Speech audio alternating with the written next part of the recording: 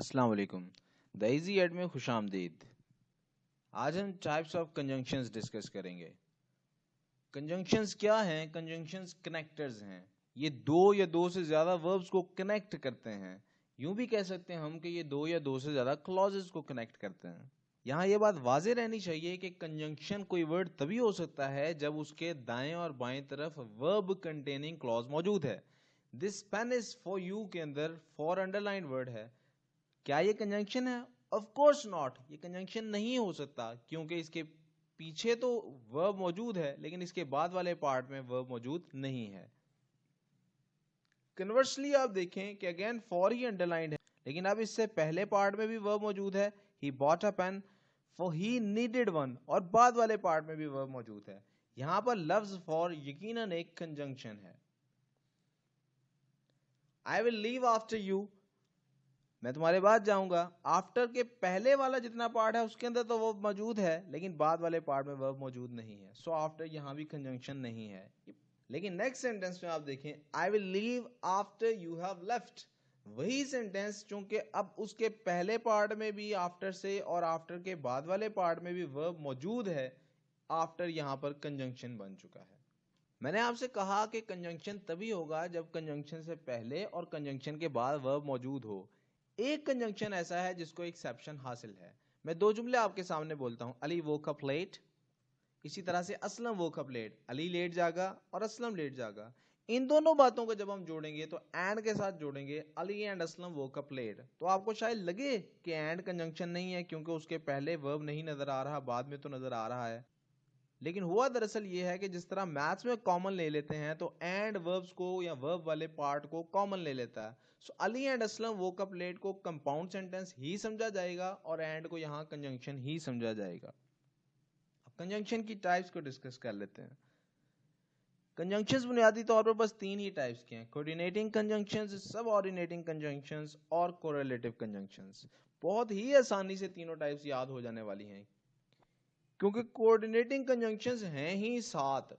Of course दूसरे conjunctions भी coordinating conjunction का रोल प्ले कर सकते हैं लेकिन 99% केसेस में बस यही एक लफ्ज फैन बॉयज का एक्रोनिम आप याद कर लें, आपको कोऑर्डिनेटिंग कंजंक्शंस याद हो जाएंगे।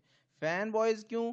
ये पहला लेटर है उन सात कंजंक्शंस का जो कोऑर्डिनेटिंग कंजंक्शन का रोल प्ले करते हैं, फॉर, एंड, नॉर, बट, और, येट और सो। पहले कोऑर्डिनेटिंग कंजंक्शंस की सब टाइप्स यानी इन्हीं कंजंक्शंस की सब कैटेगरीज को डिस्कस कर लेते हैं। कोऑर्डिनेटिंग कंजंक्शंस चार तरह के होते हैं, उनमें पहला कम्युलेटिव कंजंक्शंस है, दूसरी एडवर्सेटिव कंजंक्शंस हैं, तीसरे अल्टरनेटिव कंजंक्शंस हैं और चौथे इलेटिव कंजंक्शंस हैं। कम्युलेटिव कंजंक्शन वो कंजंक्शन है जो दो क्लॉजेस को जब जोड़ते हैं तो उन दो क्लॉजेस का आपस में रिलेशनशिप ये होता है कि दोनों में इंफॉर्मेशन ऐड हो रही है, कोई ना कोई बात बताई जा रही है, इंफॉर्मेशन में इजाफा किया जा रहा है। द काउ गॉट अप, गाय उठी, एंड वॉक्ड अवे स्लोली, और आराम से आगे चली गई। देखिए दो बातें बताई गई, पहली बात में दूसरी बात ऐड हुई। एडवर्सेटिव को आप याद रखें लफ्ज एडवर्सरी से, एडवर्सरी कहते हैं दुश्मन को, मुखालिफ को। सो एडवर्सेटिव वो होता है जिसमें दो ऐसी क्लॉजेस दी जाती हैं जिनके दरमियान का जो कंजंक्शन है वो लेकिन के मानों में इस्तेमाल होता है। जिस तरह कम्युलेटिव में एंड आता है, एडवर्सेटिव में बट और येट, ये दो कंजंक्शंस आते हैं। She is poor but she is happy, गरीब है लेकिन खुश है, इसको एडवर्सेटिव कंजंक्शन कहते हैं। फिर अल्टरनेटिव कंजंक्शंस हैं जिनका दूसरा नाम याद रखिए डिसजंक्टिव कंजंक्शंस भी है। अल्टरनेटिव कंजंक्शंस नाम से जाहिर है ये ऑप्शन देते हैं, ऑप्शंस दी होती हैं कि या ये काम हो सकता है या वो काम हो सकता है। शी मस्ट वीप और शी विल डाई, या तो रोले या फिर मर जाएगी। फाइनली इलेटिव कंजंक्शंस, ये वो वाले कंजंक्शंस हैं जिसमें कॉज और इफेक्ट बताया जाता है, यानी यूं कहा जा सकता है कि इसमें एक क्लॉज दूसरी क्लॉज की रीजनिंग होती है। somebody came, कोई आया, for I heard a knock on at the door, कोई आया है क्योंकि मैंने आवाज सुनी है किसी के आने की। for के अलावा so भी यही रोल प्ले करता है। I heard a knock so someone has come, मैंने दस्तक सुनी है सो कोई आया हुआ है। हमने जो 7 कोऑर्डिनेटिंग कंजंक्शन पढ़े वो सारे इन्हीं चार टाइप्स में कवर हो गए।